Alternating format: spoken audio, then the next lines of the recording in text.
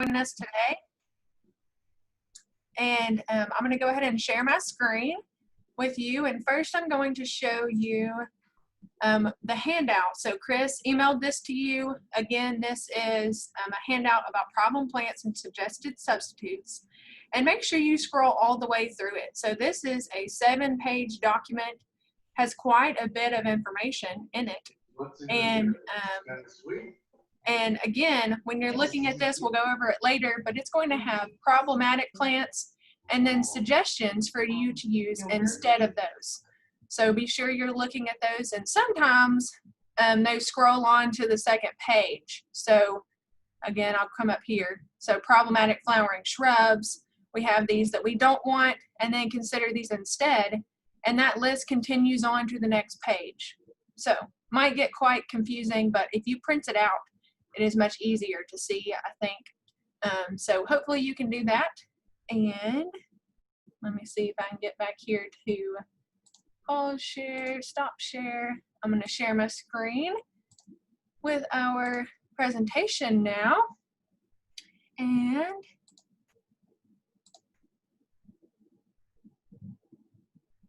are you seeing the correct screen, Chris?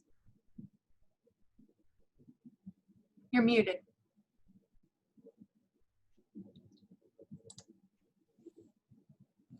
No, Rachel, we're not. You need to go to display settings. Okay. Sorry, Rachel, I was muted. We could see it wasn't in presenter mode. It had it in the mode where you put the notes. Okay. Let's see. We good now? We're good now. Yes.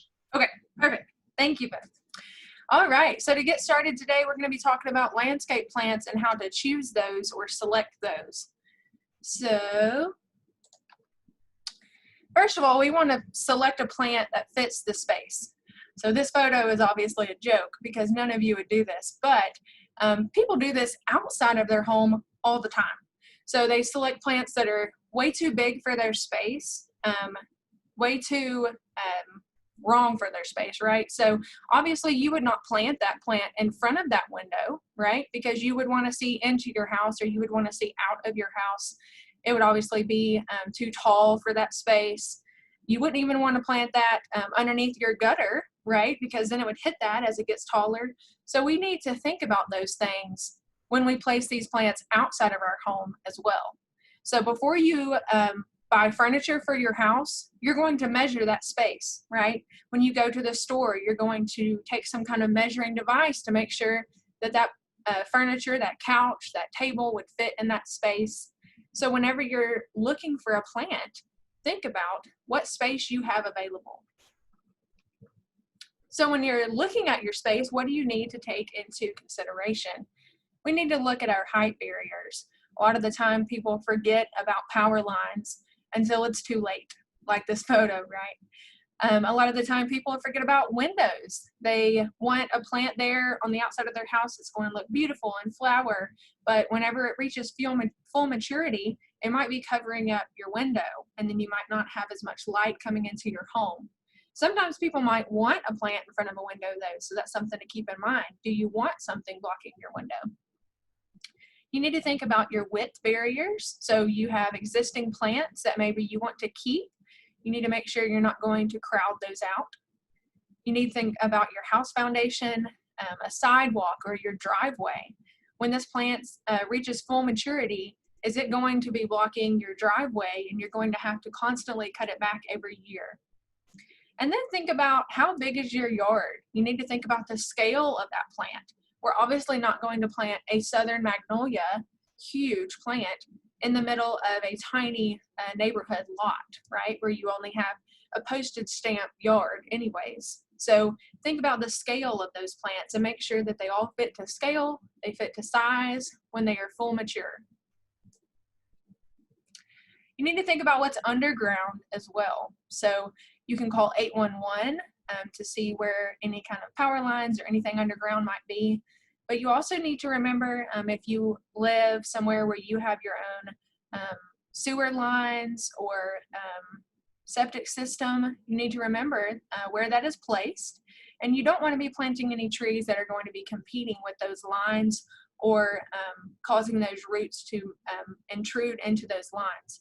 So make sure you think about that when you're planting a tree. There are some trees that are better. They have less aggressive root systems for planting near your sewer lines, but in general, it's not a good idea to plant any kind of tree near those. So some of those examples might be a Japanese maple, a dogwood, even a smoke tree, and we'll show you those later. But those would be some examples of trees that would have less aggressive root systems, but they still are not a good idea.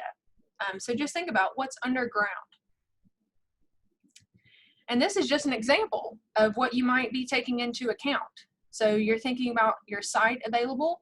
So here, obviously, we have some more mature trees back in the back. So those are providing some shade. So we might have dappled sunlight. We might have partial shade. Think about your slope. So obviously, this water is collecting here. So there's a slope around here somewhere. And wet or dry. Obviously, this gets pretty wet during certain times. So right now is actually a great time for you to go outside and look at your site. You know, we've gotten some rain lately, so go outside and see how that water is collecting. Maybe it's running off, maybe it's settling, and see what that plant might have to go through in the extremes. So we want to look at the extremes and what that plant's going to have to withstand. So light, how many hours? Does it have 6 hours of sunlight? Does it have 8 hours? Does it have all day sunlight? What time of the day? Does it get morning sun or afternoon sun? Accessibility, where is it? Can you get your hose pipe to it to water it? That's one that a lot of people forget about, is watering. They're going to have to get water to that plant. Are you going to see it? You know, is it accessible to you? If it's your favorite plant, don't put it somewhere where you're never going to see it. Think about the slope, obviously, the size, and then air movement. I see a lot of people put plants directly up on top of their air units outside, even right where their dryer vents exit their house. And that's just not a good idea. That's a lot of moist air, even sometimes warm air that is moving across those plants.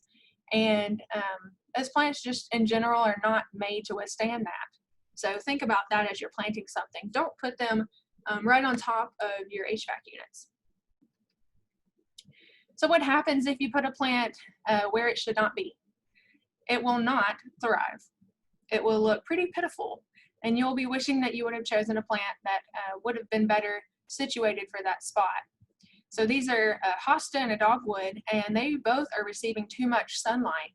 So this is what happens, and they're just not going to be beautiful like you want them to be. So if you have a spot and you're trying to put a plant there and you love a hosta, but it's full sun, maybe you can find one that's made for full sun, or maybe you need to consider a different plant altogether. So again, this is leaf scorch. If a site doesn't drain, what will that look like? The soil color is going to be gray. You can see that here. It's a little bit starting to turn gray. And the soil will actually have an odor. It's going to stink. Normal soil should not stink. So when you are digging around, if the soil just smells a little bit rotten, that's the lack of oxygen available to those plant roots. And they have to have oxygen. So a lot of people just think that roots need water, but they also need air. So the pore space in between the soil is very important. So again, if you think your plant is starting to die, maybe you should dig it up like I did here in someone's yard, and you'll see that the hole is just sitting full of water. That plant is not uptaking it anymore. You can see here on this plant, the root system is brown. So healthy roots are white, and these have turned brown, which means that they are decaying or they are dead. A lot of the time, symptoms of drought look very similar to excess water. So this here was actually too much water in this bed. They had the irrigation running almost constantly for days at a time. And these plants just started to turn brown and die. But as we started digging them up, you can see in that front hole there, that's just full of water. So again, some people think, oh, they're not getting enough water. I need to turn it up, right? But it could be that they're receiving too much water. And then again, this is symptoms of drought. So we're seeing this a lot lately. If you don't have any excess irrigation on your plants and you didn't water them anymore in the fall, they might be starting to turn brown. So we had a drought in the fall, and a lot of those symptoms are just now starting to show up on a lot of our trees. So if you see this happening, it could be that your tree is struggling from symptoms of drought. There's not much you can do except for try to make sure that they don't undergo any other stress. These obviously are past that point, these are dead, but if yours is just now starting to show symptoms of drought, just trying to make sure it doesn't undergo any other stress, trying to make sure it receives adequate water as we go through our drier months later this year, and just trying to make sure that you're remembering that plants need water. So before you pick out a plant, you need to think about what you want to achieve. Do you want some shade, a shade tree? Do you want a screen from your neighbors? Or do you simply just want to make it pretty? A lot of the time, we all fall under that pretty category. We just want to add a plant that gives us some color or texture or blooms that we really love. So think about, when do you spend most of your time outdoors? So think about, if I want to make it pretty, I want to think about, do I want fall color? Do I want spring color? Do I want beautiful blooms all throughout the summer? So consider all those factors. And then how plants will come. So depending on their size, they could come in a different fashion. They could come bare root, balled and burlapped, which we call B&B, or container. Bare root is going to be your least expensive option because basically you're getting a little twig, and it's going to look like that on the right, or perhaps probably even smaller. And you can look at that root system. So this is best for trees basically, and you should put them in the ground while they are dormant, so December through March. So you should not be planting anything bare root right now. You have to be careful with those roots because they can break or become damaged very easily. But you should look at those roots and make sure that if you scrape some of the soil off with your finger, that the root is white. Make sure that there's some green underneath on the top of the tree so that you can make sure that it's still alive before you put it in the ground. B&B, this is the most traditional method. The main disadvantage of this kind of plant type that you're getting is that 95% of that root system is still in the ground. So when they dig these up, they use large machinery typically to dig up these plants out of the ground where they have been grown in the nursery, and they're leaving a lot of that root system in the ground. They are not going to sell you all of their soil, right? So they can be very heavy, and you're not getting a lot of that root system. So you have to remember that you've got to be very, very diligent about planting that correctly so that it can put out more roots very quickly to establish itself. Container trees, you're getting that entire root system. So when they start to grow these, they start them very small in smaller pots, and they gradually move them up to larger pots. A disadvantage of these is that if they don't move them up quickly enough, then those roots can start to girdle or circle in that pot. They could blow over in nurseries very easily. They could have some damage to them, injury, things like that. They could also have high root temperatures. Typically they're sitting above the ground in a black pot and the sun is beating down on them. So those roots could heat up and die off. So you can inspect those root systems though. Pull off the pot very gently and look at those roots, and remember you're looking for white roots. When you're buying a transplant, whether it be a tree or a shrub or a smaller plant like this one, again, look at the leaf color. So this one's a little bit yellow, which could be overwatering or underwatering. You can look at the root health or the age. Again, make sure they're not circling in the pot. That would mean that they had been left in that particular pot for too long.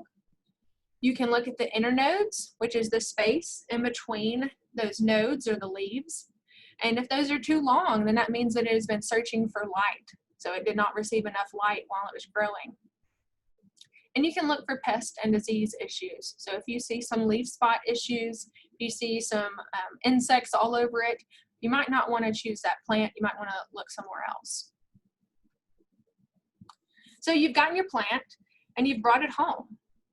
It does not stop there, right? This is just the beginning. It's like bringing home a puppy. You now have to take care of it, okay? So the very first thing is preparing the hole. The size of the hole should be 1 to 2 inches shallower than the root ball that you have, okay? So you want to put it in the ground and you want to have the root ball a little bit above the soil line. And I'll show you an image here in a second. You want to make sure your hole is about 2 to 3 times wider than the width of that root ball. So if this is a smaller plant and the plant came and it was this large, I would want to make my hole this large. Okay. You want to make sure your hole is sloped sides. So after you dig your hole, take your shovel and just hit the sides of that hole to make sure it is scored so that you don't have a glazed hole. And we'll look at some photos, don't worry. You're going to spread out that root system. So for a bare root plant, you'll make a cone and spread those roots out. And again, I'll show you a photo of that. For B&B or containers, you can score the sides, which simply means taking a knife and cutting some of those roots to break them up. And you do that to prevent girdling. You want to make sure you remove any kind of burlap or wires or cages or ropes. Those are not meant to stay on there after you put them in the ground. This is from an actual site visit that I went on about 3 weeks ago. And this gentleman found that a lot of his trees were starting to die and he was unsure why. And he had a landscaper put in a bunch of trees last fall. And we started investigating and this is what we found. They had left all of the cords and the wires attached to that root ball, as you can see here where the arrow is pointing. They had left the burlap bag completely intact. They had not cut it whatsoever or removed it at all. And this tree was starting to die. You can start to see some tiny pinprick holes in this left photo. Those are borers. They typically attack trees that are already stressed out. So those borers probably came along as this tree started to die. And all of his trees were doing this. So he had spent a lot of money paying someone to put in a bunch of trees in his yard, and they were all on their way to dying. So make sure that if you're doing this yourself, make sure you remove all of those things. If you were paying someone else to do this, you can stand there and watch them and make sure they remove it as well. I would recommend that actually, and make sure that they're removing it. And if they're not, kindly suggest that they reach out to the extension office to find out how to properly plant trees and shrubs. So, spreading the roots. This is why we spread roots out. We don't want those roots to continue wrapping around and girdling themselves. So, I wish this picture was opposite actually, because that's the way my brain reads. But on the far right is what they purchased to start with. And they did not spread out the roots at all or cut them, and they were already wrapping around themselves. They put it in the ground and it continued to wrap, and that is what happens on the far left. So you can see these roots are wrapping around each other, and they are typically what you would call choking themselves out. So they're literally continuing to get larger and wrapping tighter and tighter until eventually one of them has to succumb and die off, right? Because the other one won. So you don't want that, because then you have less roots bringing nutrients and water to your plant. And this is an extreme case. This picture is a little bit blurry, but this is what happens if you leave a plant in a pot for too long that is too small. So this was a container tree, and they didn't take it out of the container. So it just continued to wrap in that container around and around until finally the tree died because it had nowhere else to go. So this is why you want to make sure you take your time as you're planting a tree or a shrub or anything for that matter to loosen that root ball up. So this is what that means. You can score the root ball with a knife, depending on how big that plant is. You might need a larger knife. I've taken very large knives and cut through some root balls before. And so depending on how big that root system is and how much is already wrapping, it might depend on what size knife you need or how you need to go about this. If it's something simple, you can just rake through the roots with your fingers like this, kind of like you were combing my hair, right? So think about that. So you don't want any roots to be wrapping around each other when you put them in the ground. So this is an image of an incorrect planting on the left and a correct planting on the right. On the left here, they left the burlap bag and the wires all intact. They didn't even take the plant tag off. They have branches that are crossing each other and rubbing. They have mulch piled up on the trunk. You can see that there. On the right, they dug the hole 2 times wider. I would dig it a little bit wider, but that's about 2 times wider. They have the mulch on top of the soil, but not on the trunk itself. They removed half of the burlap bag, which, depending on how big this tree was, might have been all that they could get off. But try to remove as much of that burlap bag as you can. If you're going to stake a tree, say it's a very large tree and it's just falling all over the place, if you're going to stake a tree, you do not want that stake constantly pulling pressure on that tree. So you can see here that stake is just driven straight into the ground, and it has something that is just holding it. So it's kind of like a training wheel. A training wheel should not, on a bike, should not constantly be touching the ground. It should just be there if it wobbles. So that's basically what you're trying to do. You're trying to put a circle or a holding system up in case the wind comes and it tries to blow over, it will just catch it.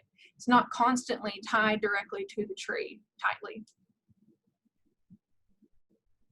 So if you had a bare root tree, this is how you would make that soil cone and spread out the root system all the way around that cone. So you dig your hole, you build a cone of soil in the center, you place the tree there and spread out the roots, and then you fill back in with that same soil.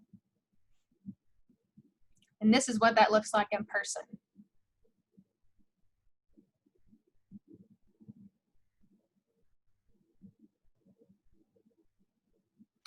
When you backfill the hole, you don't want to use any amendments. So you don't want to use a big bag of potting soil to throw into your hole with your tree. So if you dig out the soil from a certain area and it's all clay, just break it up as much as possible, and you're going to put that same clay back. I promise you we can grow trees pretty well here in Tennessee, and then they're all growing in clay as well. Okay, so they can handle it. If soil amendments are used, what's going to happen is it's going to create its own little pot. You've now created a pot made out of our clay here in Tennessee in the soil. So it would be the same thing as you leaving them in a container or a pot outside of the ground. What happens? They would continue to wrap in there. So they're not going to try to get into our clay soil. They would just try to continue wrapping in the potting soil that you put in the ground. Here's another photo. This is probably my favorite for trying to teach people how to plant correctly. You can find this online. It's just called Specifications for Planting Trees and Shrubs in the Southeastern U.S. And it's by Dr. Gilman from the University of Florida. And you can see here they've got a tree, they have a root ball, they've put it in the ground about 10% above grade. I always say 1 to 2 inches because people are not good with percentages here in Tennessee. And that's okay. You want to backfill with the same soil. They have done that here. Remember, you dig the hole that wide, but you backfill with the same soil. They put mulch above the ground there, and it's just meeting the root ball. You don't want to put it directly on top of the trunk. The mulch is there simply to maintain the correct temperature and moisture. You're not trying to cover up the trunk with that. It's for the roots, not the trunk. The irrigation, the water is going directly onto the root ball. It is not spraying all over the leaves. It's not spraying up in the air.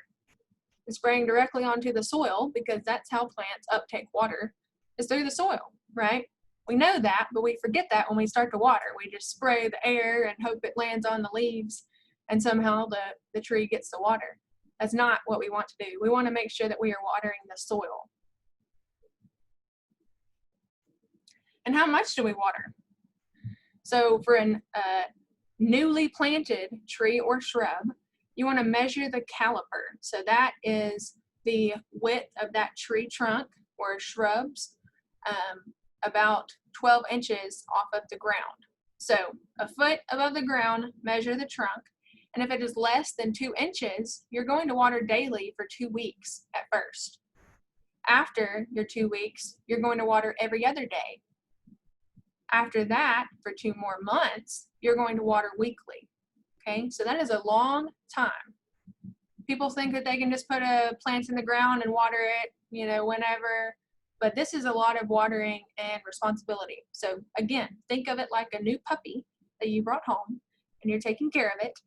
And if it is a tiny little caliper, if it's this big, less than 2 inches, again, you're watering daily for 2 weeks. So that's how often, but how much? Down here, I have it underlined. You apply 2 to 3 gallons per inch of trunk caliper. So if we had a 2-inch trunk caliper, which again is 12 inches off the ground, 2 inches, then we would water 4 to 6 gallons every day for 2 weeks. That's a lot of water, right? So think about that. If you forget all of that I just said, you can look at what Minnesota says. And they said 1/4 to 1/3 of the volume of the container it came out of. Okay, so if you brought home this plant and this was the container it came out of, think about 1/4 of that, right? And you do that daily for 2 weeks. So that's a little bit less than what our friends in Florida said. But at least you're watering it. So just try to remember 2 to 3 gallons per inch of trunk diameter. That's all you need to remember. So do we add fertilizer? No, we do not fertilize our trees. You can fertilize your lawn, and yes, the tree will somewhat take some of that up, but we do not fertilize trees. Why? Because trees make their own food through photosynthesis. Remember that with the leaves? That's what they're doing. That's why they have leaves, so that they can make their own food. So that's why we don't add fertilizer. They should be independent, making their own food. And there's no benefit to fertilizing, so you're wasting your money. So we don't want to do that. You can read that in UT publication 574. There's a whole publication on that, why we do not fertilize our trees. Also, most of our root system in our trees is in the upper 12 inches of soil. So I know a lot of people think that our roots for our trees are just going down the same as the tree on top of the soil, right? Isn't that image what we've learned our entire lives? That's not exactly true.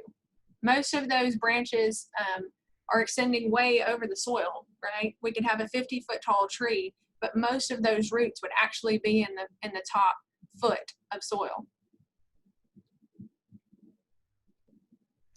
Post-planting, mulching. 2 to 3 inches is all that you need. You do not need to apply a big old pile of mulch this tall up on top of your tree trunk. Mulching is just to prevent weedy growth, to help with your moisture retention, and for the water to infiltrate down into the soil instead of just running away, because it holds on to moisture. You do not use black plastic. We do not recommend black plastic for anything, basically, except for growing strawberries.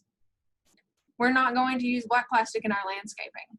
Black plastic just keeps water from infiltrating into the soil. It keeps weeds from growing just on top, right? Your weed is going to be still growing there if you have black plastic. It's just going to be growing in the mulch on top.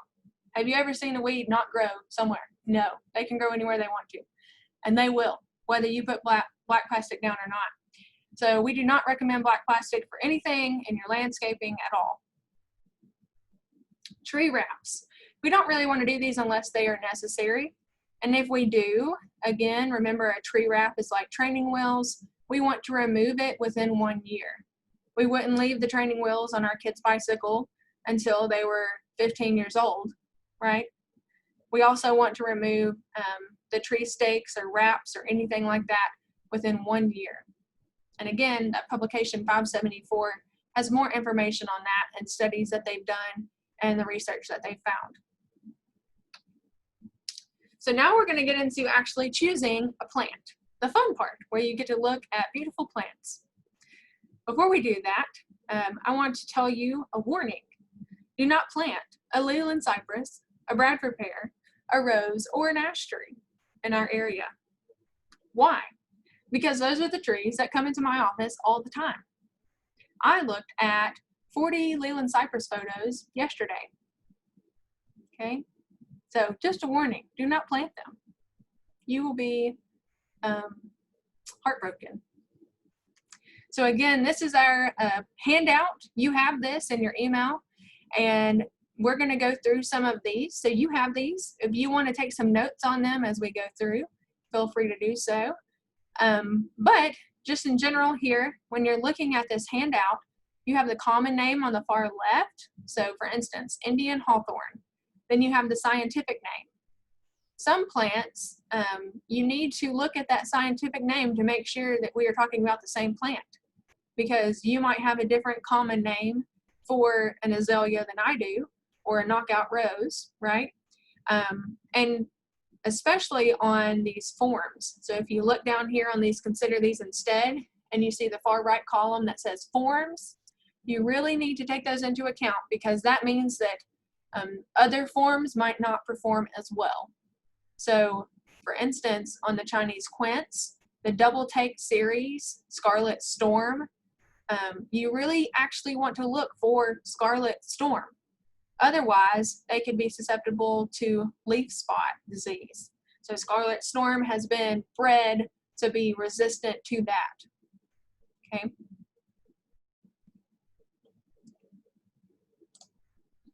We have some stuff in the chat, but I cannot read them. Oh, not planting tulip poplars due to the new disease affecting them. No, not necessarily. There are some issues with tulip poplars, but they're still pretty resistant. I really wouldn't plant one right up next to my house, but somewhere where, you know, it could grow tall and not be a hazard in the future might be good. We'll go through some options here. Okay. Problematic flowering shrubs. We have an Indian hawthorn. This bottom picture is a little bit blurry, but it does bloom. It has some pretty little white blooms in the spring. That is why a lot of people plant it, right? But it's not a good plant for us here in Tennessee. It's not hardy, so a lot of the time if we have a hard freeze in the winter, it's going to die off. It's intolerant to cold drafts, wind blowing through, and it has a lot of issues with leaf spots. So you can see in this right photo here, those tiny spots there, that's called a leaf spot disease, and eventually it can make the leaves fall off if it gets bad enough.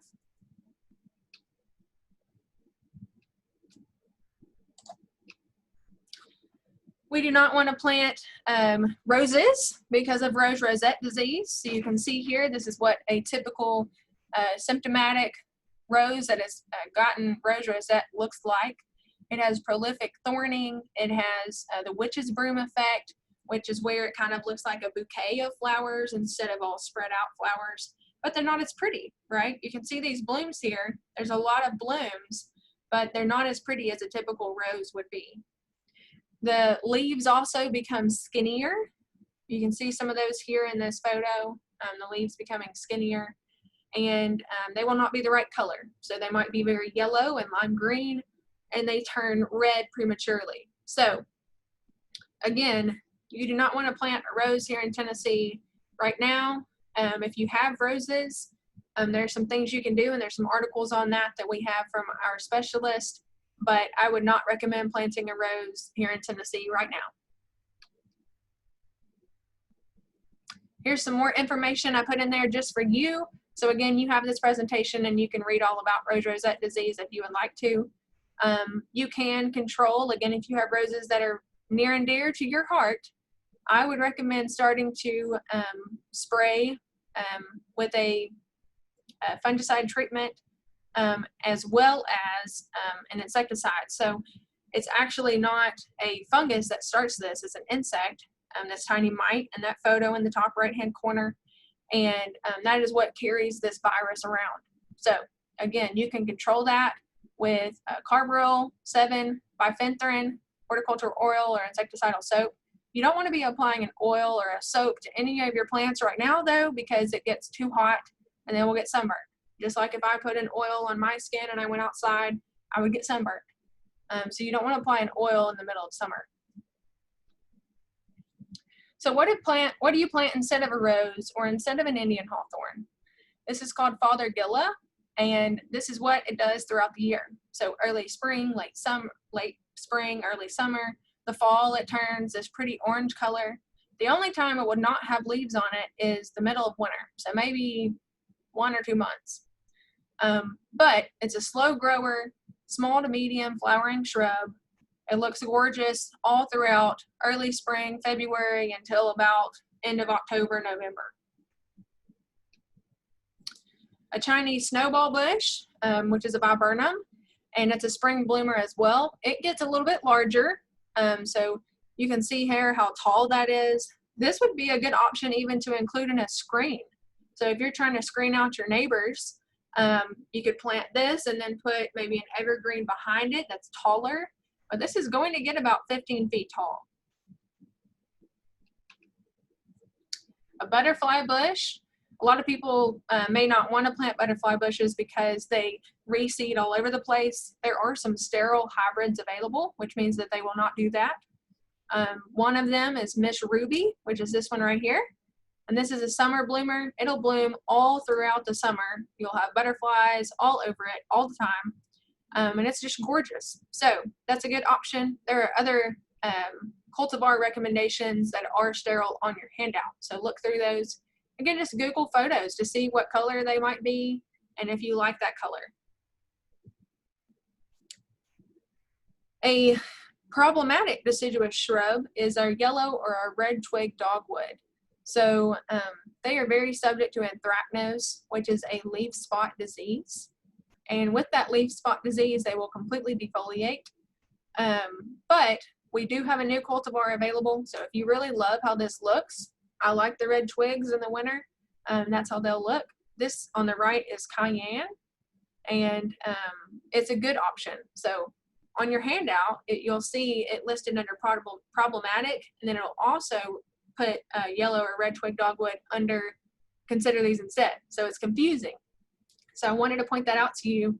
You don't want to get most cultivars, but they are starting to come out with some newer ones that are resistant to anthracnose. So that's what you want to look for. And again, Cayenne is one of those options. Problematic flowering trees. Our traditional dogwoods, some of our newer cultivars are resistant to these issues, but our traditional dogwoods are subject to anthracnose, powdery mildew, borers. Our flowering cherry trees are not a good idea. All of them basically will eventually succumb to peach tree borer or a canker. So you can see here on this peach tree on the right, the sap coming out. You can't control that. It already has it. That tree is going to die. So instead, consider this one, or Cornelian cherry dogwood. So this is, again, a newer cultivar. It is resistant to powdery mildew and anthracnose. It has a late winter flowering that looks nothing like our traditional dogwoods. It looks more like a forsythia, right? But it's in the middle of winter. So it looks really pretty, gives some different color options and winter interest. Our Chinese fringe tree is another option for a flowering tree. This is kind of similar to that Chinese snowball bush, the viburnum. And again, it'll get about 15, maybe 20 feet tall at full maturity, but it is a slow grower. And this one is called China Snow. And that is our specialist Carol Reese in front of it. It's just a great plant. A lot of those flowers will kind of fall off on the ground though, so watch out for that. You know, it'll just look like there's snow on the ground underneath the plant.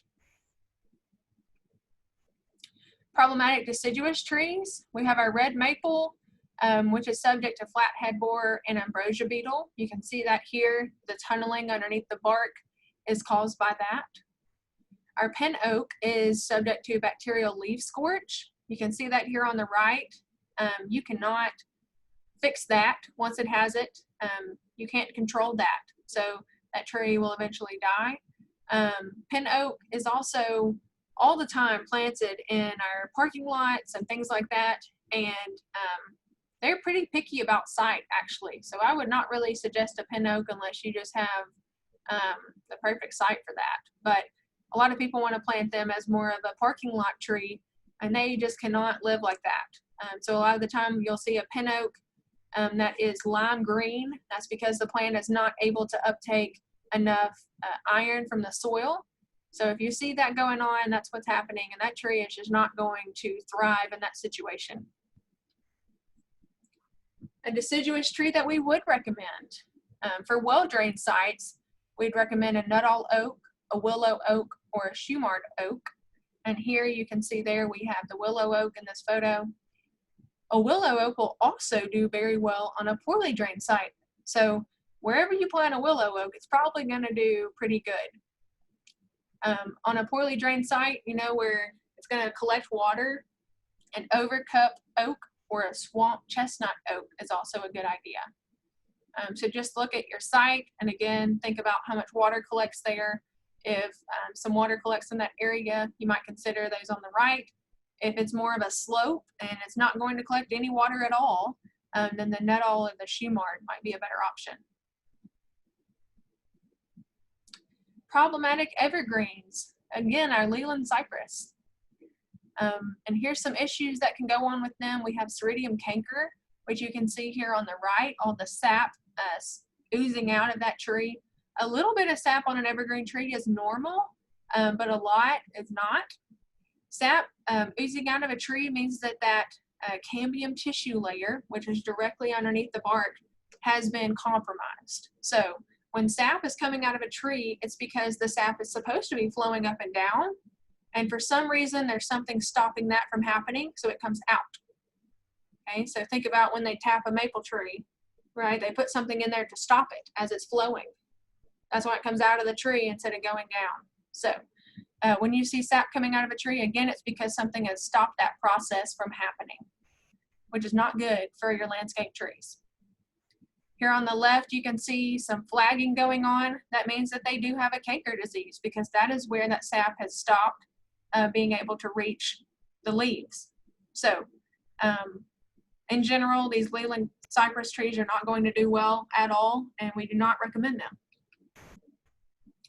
Instead, we have a lot of options. So some compact evergreens listed here on the left.